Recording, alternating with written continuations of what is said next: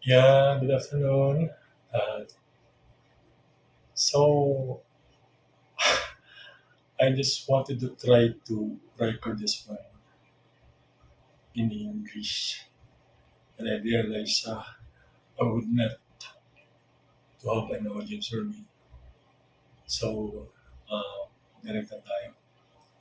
So, i-update ko lang no, at saka gusto kong malaman din ng iba anong approach ang gagawin kung sa same situation sa akin nangyari.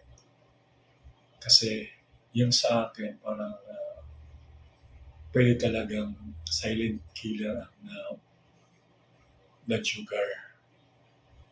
So, nung hindi ko na kaya, kasi sa likod ko, nagkaroon siya ng parang rupture. Tapos trinay namin pagaling yung sarili namin. Somehow, yung bacteria kumalat. So, kung kailangan ko ng antibiotics agad. And, siyempre, pagka mataas ang BS mo, tumaas eh. Sabi nila, mabot na ng 300 plus. And then, may BP daw nag-rise. And then, may pulse rate, tumataas na siya. Then, yung feeling ko noon, nung sinabi ko sa YP ko na hindi ko na kaya, talagang grabe na yun. As in,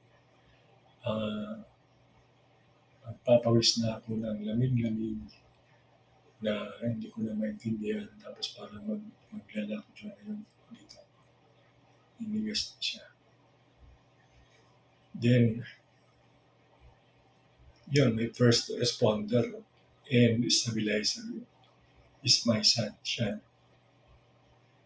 So, direkta kami, kuha siya ng grab. Then, hindi naman nagtagal. Kasi yung kung basta malapit lang sabi ko, i-point ako agad.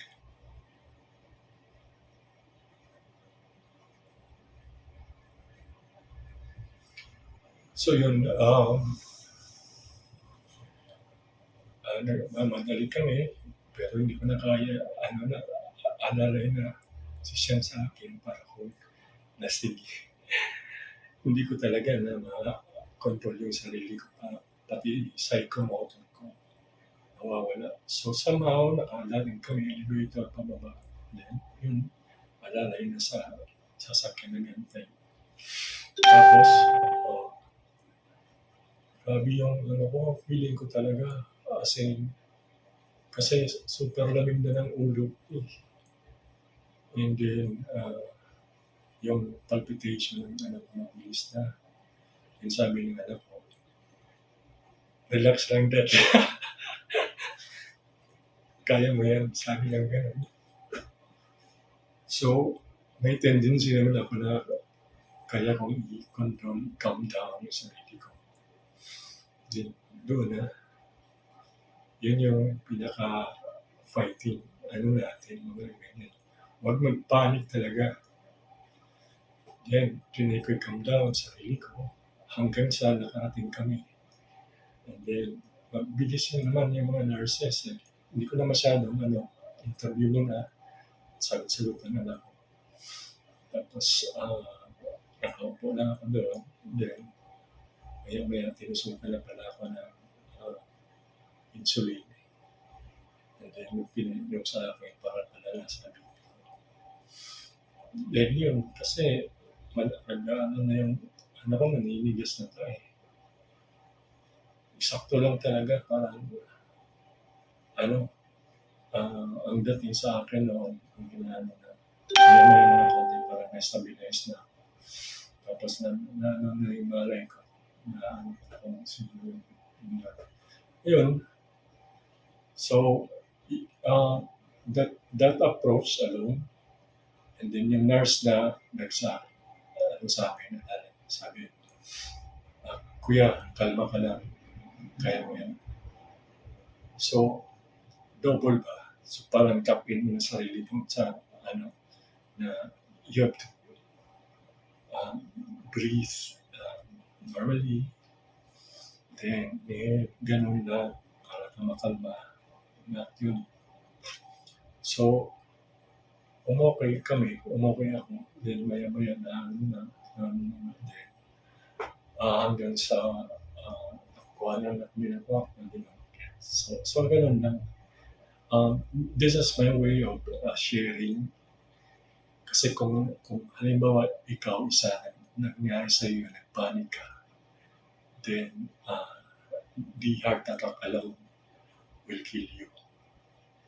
So, hindi doon sa blood sugar mo or doon sa infection na pwede maging mental, doon sexism, gano'n na yung pwede na maging sinitang. Ang ikakamatay mo noon is heart attack. So, guys, be ready, be prepared. Maskin na, lalo na sa mga ITs and call centers at saka mga nag-work sa gabi. Kasi may point na yun na overstress, gano'n lagi. And then yung circadian rhythm mo, mawawala ka na, off yung timing ng body mo. So lahat yun, stress yan. Then yung work mo pa, stress. So try to control everything.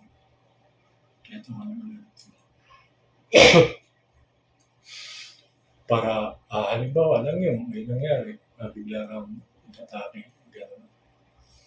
Kailangan, then discipline from the start, manigarilyo, less drinks, yan, mga ganun bagay, malaking bagay na yun.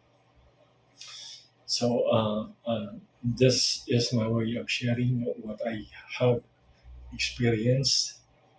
So, sana kahit paano guys, be ready, and God is always the first contact. Okay? So, tayo, kailangan talaga tumawag.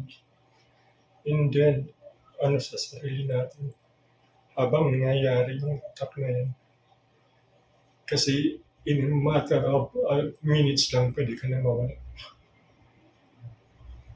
Okay? So, I hope you will learn and be a good man din para kasi yan carried yan is lifestyle. Okay, guys. I hope you've learned. And then we can share through sharing and collaborations. Ganun lang yan. No need to compete. Parang dog eats dog. Hindi ganun. Lang.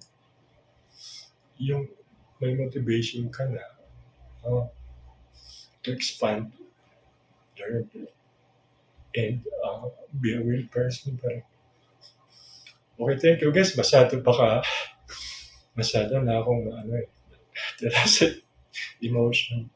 But anyway, that's my way of, again, as a human person and also cares.